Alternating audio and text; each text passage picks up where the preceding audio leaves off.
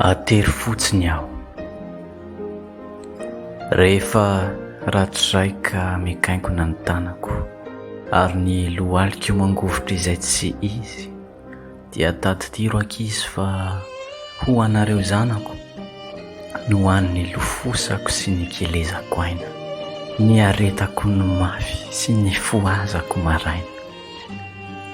Fotsy any ny voloko, torovana ny soroko, no efaiko ny any adidiko, tsy fantatro na vitako ny anjara izay voatendry sy sahaza ny aiko, fa efa mba no efaiko izay takatry ny saiko sy vokatry ny dinitro.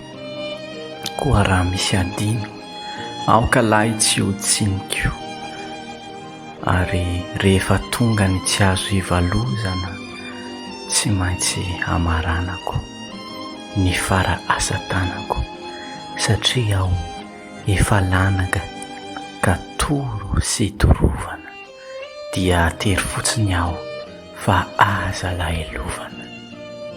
Tafy Noely, mpanoratsorabaona, Valomay 2017.